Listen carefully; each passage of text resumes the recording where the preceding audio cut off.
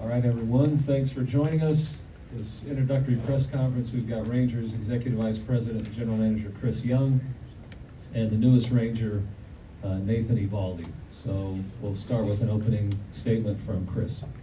Thank you, Rich, and Happy New Year to everybody. Thank you all for being here on another special day for the Rangers and a fun off-season for our fans. I'd like to really start by thanking ownership for the commitment they've made this entire offseason and even last offseason to building a winning franchise. We have made a commitment to accelerate our timetable to win and our rebuild that we started a couple years ago via free agency and the resources that our ownership has provided. And today is another reflection of that, and an exciting day for our franchise. I want to talk about Nate and the newest addition to our team, and I think his pedigree as a pitcher speaks for itself, but there were a number of things that really stood out in terms of why he's a fit for the Texas Ranger and was a primary target for us in free agency. And it really came about in one of the Zoom meetings that we had in the beginning stages of the offseason when I asked Nate one question, which is, you've accomplished a lot as a pitcher. What do you wish to accomplish in the next chapter of your career? And it was almost a reflexive answer, instinctively said, I want to win championships. And that really rang true in terms of what we're looking to do, how we're looking to build our club, and the type of people that we need here. Nate's a winning person, a winning teammate. He's an unbelievably hard worker. He values the role as a leader and really embodies everything we want our players to be. And we couldn't be more thrilled to have him now as a member of the Texas Rangers. We welcome Nate, his wife Becca, and their kiddos to the Rangers, and congratulations. Thank you.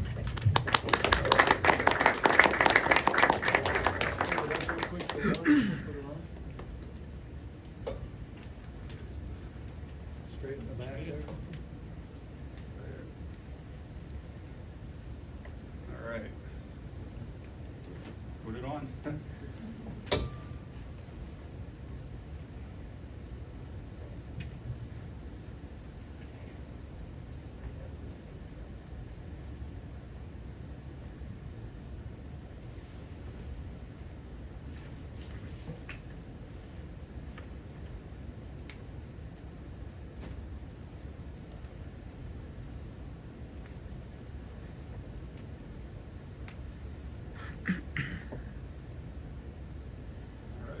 Good luck.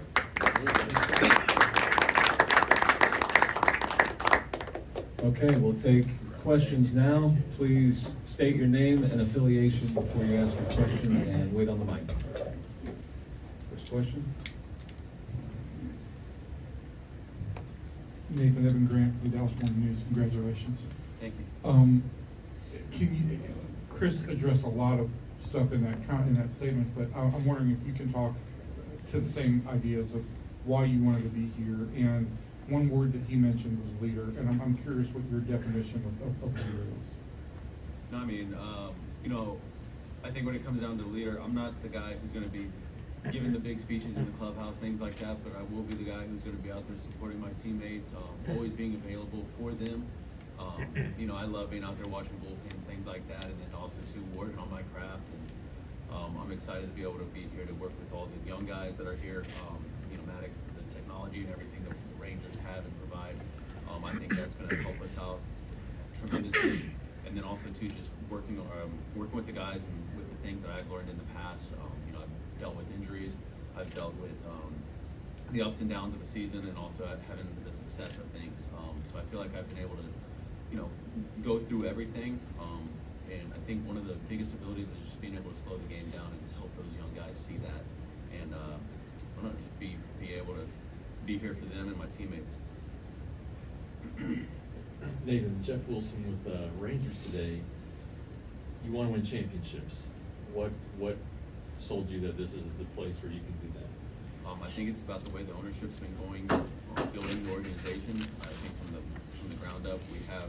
It takes more than just the 25 guys, the 40-man guys. It takes the entire organization, and I feel that they want to win. And it starts with this season. They went out. We were able to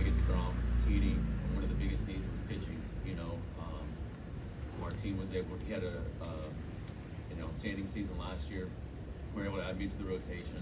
We got Dunning great. We have a abundance of starting pitching, and that's not even reaching down into the minor leagues for the arms that are ready to come up. Bullpen's great. We got the offense, the defense. I just think it's time to show those, prove to the younger guys and the guys that are already here that we can compete and we can win.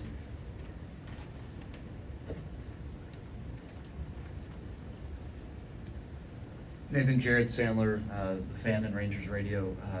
Not many guys throw splitters these days. I'm just curious, when did you start, and why has that been such a good pitch? And maybe if there was a person or people who kind of helped you evolve that pitch into what it is. Yeah, so at the end of 14, when I was with the Marlins, I had a lot of innings, but I was giving up a lot of hits as well. And I was mainly fastball, slider, mixing the curveball a little bit. And Chuck Hernandez was my pitching coach at the time, and he said he wanted to work on a Fosh, basically a fastball changeup grip to spread the fingers wider, and I took to it right away. And when I got traded over to the Yankees, Larry Rothschild was, hey, this is the pitch we're going to be working on. And I think just for me, I have big hands and I can spread the ball pretty easily in my fingers, and I think just being able to throw that for strikes, I can start at the top of the zone for a strike and then command it below the zone as well. And I think it just adds my repertoire of my pitches. And I don't know, I think just with the splitter alone, it's just always been my go-to pitch. I just throw like a fastball and trust it. And what does it mean to you to be able to pitch in the state of Texas? I mean, it's everything. I think one of the biggest things is family. It's, we're 4 hours away. We're south of Houston, but it's a lot easier for them to commute and come up here, see us during the game, during the season.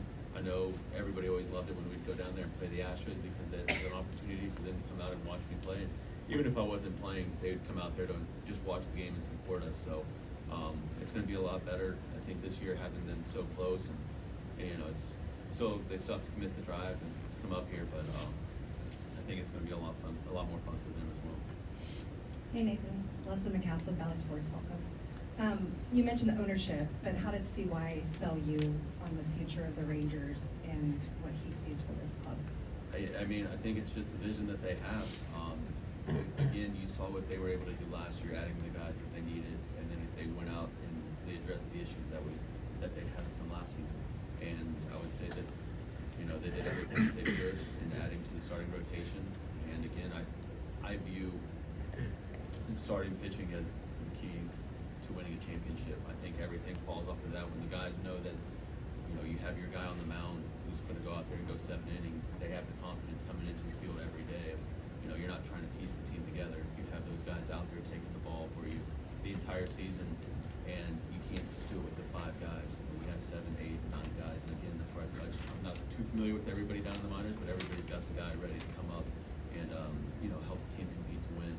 And for me, that was one of the biggest pieces. And then also too, all the technology. Again, I've always been big on mechanics and having an understanding of what I'm doing out there. I do a lot of dry work, and I work on my craft all the time. And they have what is it called? The Sports Science Lab? Yeah, the Sports Science Lab, yes. And it's we got a tour of everything, and I'm just excited to be able to go in there and you get that instant feedback right away. So What type of leader would you say you are? A lot of guys lead by example.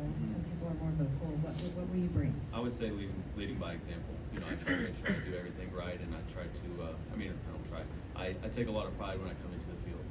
It's missing time away from my family, so I don't want to be coming into the field not working. And the Rangers are putting a lot of faith in me to come out there and take the ball every start, and that's what I want to be able to do, and go out there and compete for the fans. Again, show them that we can win, and go out there and win. Nathan, when the Rangers agreed with Heaney during the middle of the winter meetings, that gave them 5 experienced starters. As you're watching the market, was there a point in time where you thought, okay, Texas is not going to be an option for me? Did this development come as a surprise at all to you? Yeah, just during the whole process, it was. I felt it was different this time around. There were a lot of teams that were interested, and then it faded, or they got to make moves to make their team better. And when they got DeGrom and added Heaney, I did. I thought the chance might be over, but my agency did an outstanding job and just staying on the ball. And this was one of the places where we wanted to be. One, being close to home, and two, how close or how much we felt that they wanted to win and go out there and compete. And again, it was ways about going out there and competing and trying to piece together a team, and that's one of the ways that we liked. And again, my agency did an outstanding job and staying in communication with CY and Ray, and we were able to get it done. I'm super excited to be here. So the follow-up, I'm sorry. Yeah. Do you feel in that regard, like you guys pushed it a little bit, like you basically went to the Rangers and said, we'd like to be there? I mean, I'm not really sure how it works on both sides. I try to stay out of it as much as I can. I'm trusting them to get the job done for me, and they were able to go out there and do that. Evan, just to piggyback on that, it was mutual. And Nathan and his representation at Aces did a tremendous job of making this happen. The timing aligned to where it came together, and we certainly couldn't be more thrilled, but it was certainly, the feeling was mutual. Nathan, your career already in the postseason is just a tick over 3. What about the postseason gets you going? I feel like you play your entire season to get there to the postseason, and it comes down to the wire, and it comes down to winning 11 more games. And for me, it's doing everything I can in those moments to be able to, I don't want to put the team on the back in a way, to go out there and give them everything. Again, I don't know. It's something about the postseason, the vibes, the fans, the energy that it brings, and being able to step out there and know that you have the ball and the ball's in your hand essentially, and you're setting the tone for the team. I think all the hard work and everything that comes into it, all the preparation, it all comes down to that one moment. And I don't know. It's just something about the moment. I love it. Nate, Alex Blink, Dallas Sports Fanatic. You and Martine were teammates in Boston. Now you're reunited. What is it about Martine that maybe you bring the best of him, he brings the best of you? What can you say about Martine? Martine's awesome. He gets along with everybody. You never really catch him angry, things like that. But he has that same work ethic I feel I do, and he's always out there watching guys, trying to help the younger guys. And he understands it, and it's not a me sport. You have to put in your work, but you also have to be available for your teammates and help them out. And you have to have a good clubhouse vibe, and I feel he brings that to the team. And again, he's been through ups and downs as well. In Boston, he didn't finish the way he wanted to. He was able to stay healthy, and came back over here and he reinvented himself. And he's one of those starters who's able to take the ball every start and go out there and give you a good quality start. Hey, Chris, I think in looking back, there were 14 or 16 starters in the big leagues last year who made at least 10 starts and had a 5-to-1 strikeout to walk rate. You've got 3 of them now. What is the significance of that? Because we talked a lot about strikeouts, but the ratio, I think, has some significance. Yeah, to you guys Evan, as well. I think you're spot on in terms of it's not only the ability to strike guys out, but it's also the ability to limit the walks. And so the hitters have to earn their way on base. And it certainly was a focal point for us in terms of our off-season targets, and an area that we dramatically needed to improve. And I think we've addressed that in terms of the pitchers that we've gotten this off-season. And certainly Mike Maddox is going to play a major role in that as well, in terms of just the compete mentality and attack mindset. But when you combine the mindset with the ability to really, and the stuff to get swing and miss, it sets up to be a really good staff. Chris, when you look at where you guys finished last year and knowing how much you needed and how many pieces and things that need to be shuffled this offseason, and you sit here now and look at everything you guys were able to do, did you think this was possible though? I'm not good about reflecting, Leslie. I just know that we're not where we want to be. We won 68 games last year. Our fans deserve better. Our ownership is committed. Our front office is committed. Our coaching staff is committed, and our players are committed to building a winning franchise and a team that competes for World Series championships. And until we do that, we're not going to stop. Nathan Kennedy, LandryMoby.com. As recently as 2021, you had a career year. You were an all-star. Is there something you can pinpoint that year specifically that you were able to kind of bring out the best in yourself? I think it was just the consistency with my mechanics. I really felt locked in the entire year. Obviously, the medical staff over with the Red Sox did a tremendous job, and they took really good care of us. But I want to say it was my mechanics. I felt really secure the entire time, and then this year I had a few injuries and a few hiccups down the road, and I just felt like I never could get back on track mechanically. And when I did, I ended up getting hurt again. So I felt like I had a lot of inconsistencies last year, but I would say my mechanics were the key thing for me, and that's part of the reason I'm so excited to be over here and have the technology and the sports science lab. You had those instant feedbacks from an outing, and also too, the things that I'm working on, I can get that right away from the bullpen. Just follow up on that, health-wise, you feel fully healthy, ready to go into spring training? Absolutely. I feel amazing. So Chris, to Leslie's point, you said during 5 different press conferences, I think this winter, you can never have enough pitching. Well, you haven't said that yet today, so I'll let you say that. But when you set out this winter to add pitching, was there a number that in talks with ownership you thought was realistic for the number of starters you could add? 2, 3? Some of that's just dictated by the market, Evan, and the willingness and the desire for pitchers to want to be here. And I think that we have been very fortunate that we've had a number of very talented players who wanted to be Texas Rangers, and they made it happen on their end as much as us making it happen on ours. And when you have that mutual feeling and desire to partner together, this is what's happened. This is the result of that. So we didn't know going in. We knew we needed to add multiple starting pitchers, and I think we've addressed that. We've done that. We feel very good about not only the quality but the depth of starting pitching we have going into this season. But I will say it again, you can never have enough starting pitching. See why when you look at the rotation that you build, I know that perhaps there are moves for the bullpen that could be coming, but how much does having the rotation that you've built already improve the bullpen because of the workload that you'd expect your starters to take on? Jared, it's a great question, and something I actually thought of this morning in terms of reflecting on what is appropriate to say today. And I think that starting pitching doesn't just make the starting pitching better, it makes the entire team better. It makes the bullpen better, it makes the offense better, it makes the defense better. It engages everybody, it creates a mindset when you come to the park every day that you expect to win because you have somebody like Nate on the mound that day.